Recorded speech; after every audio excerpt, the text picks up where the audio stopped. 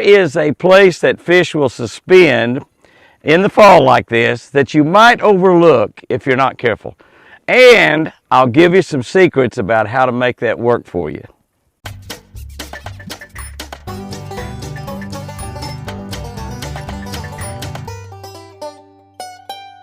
Good morning, guys and girls. October 2. We are finally having mornings down in the 50s. That's right. Look at here. Long sleeve shirt, man. I'm telling you what. It's going to be about 85 or 90 degrees today. 85 probably, you know. And so we're still having Indian summer. We're still having no rain. I mean, it's amazing. It is absolutely amazing. We are just not getting rain. And there's none forecast out in the future. Maybe the middle of October. I don't know. I don't know. This is terrible. Reading from a Catch a Better Life book. If you're not subscribed to the Catch a Better Life channel, be sure and go in there and subscribe to that right now. Catch a Better Life with Jimmy Houston. Be sure and subscribe to that channel. It will absolutely change your life for the better. Promise. I promise. Matthew 5:16 is what we're looking at today. And it says, "Let your light shine before men, that they may see your good works and glorify your Father in heaven." Let your light shine. Let your light shine every day, that they may be seen by men. Now, you're not doing these good works for people to look at you and pat you on the back. You're doing these good works that people may see that and glorify your Father in heaven, the God that you serve when you're doing those good works. Here's what I wrote about that. The coldest practice day I can remember ever in tournament fishing. I can remember several that were pretty close to this, but this was at Smith Lake, Alabama. Smith Lake in Alabama. Chris and I were staying with our longtime friend, Red Berry. And by the way, we think of Alabama as being in the South, and it certainly is, just like Oklahoma. But Smith Lake, Alabama is further north than where we are right here on Twin Eagle Ranch. Yeah, people don't really realize that. But you look at that, it's further north, and it gets colder there than it does here in the wintertime. Smith Lake, Alabama. Chris and I are staying with our great longtime friend, Red Berry. On practice days, we had 3 days official day practice. Red would launch us at daylight on a private ramp, and he'd load us back out at dark. He'd put us in the morning, come get us at night. On the second day of practice, listen to this. On the second day of practice, it was only 12 degrees Fahrenheit. That's right, 12 degrees. 12 degrees. The last thing my buddy Red said was, "If y'all get too cold, you call me, and I'll be right here. Just call me anytime during the day. I'll be right here." In other words, he's going to be on alert if it got too cold. Chris gave me one of those looks as I told Red, "We'll see you at dark.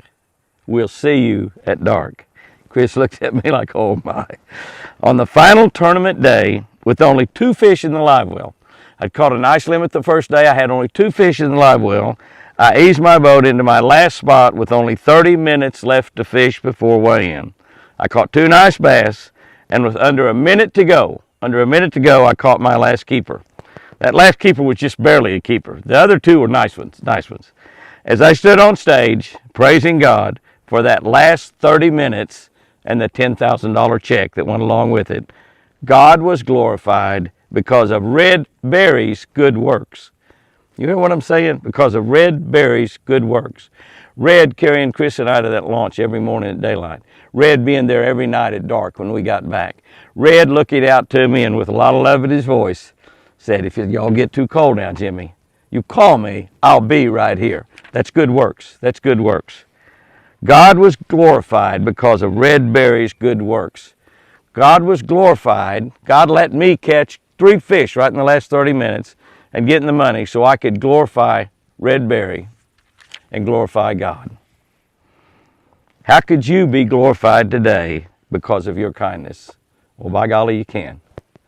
Show kindness and see. God will glorify you. You will glorify God. Oh my gosh. Here's our tip for today. Fish will suspend, this time of the year especially, under floating boat docks. Smith Lake reminded me of this tip right here because fish suspend under those boat docks. It was dead winter. It wasn't the fall of the year when we were there at that. It was like early in the year, and it was cold, cold, cold. But they suspend under boat docks. Now, let me tell you, when these fish get suspended under boat docks, you do not want to be fishing on the bottom. They're suspended up under the boat docks. Many times you take a lure that will just run right below those floated boat docks. Just pretend this is a boat dock right here. You got a boat dock and you got the floats on. Mostly they're black plastic floats now. It used to be styrofoam. Black plastic floats. floats. You've got this here, you got the boat dock here. The fish are laying right under here. They may be down here 3 or 4 or 5 foot deep, but they're laying under here. Usually they're laying right under this, right under here. So if you'll take baits and run down the side, go around, fish the back, fish the front, you'll find where the fish are positioned or stationed on that boat dock. Once you find where they're positioned, then you concentrate on that area. So if they're positioned behind the boat docks, don't worry about fishing the sides and back too much. Hit them with occasionally casts as you work around to the back. If they're positioned on the side, if they're positioned on the front, if they're positioned only on the front corners or the back corners, figure out, once you catch a fish or two, where they're positioned. Once you do, concentrate on that one specific area of that boat dock. My buddy Steve Perkins just the other day found fish positioned on the front of the boat dock, and he was catching them with a little crankbait that would run 3 or 4 feet deep that would come right under here. They wasn't catching them on the side, wasn't catching them behind.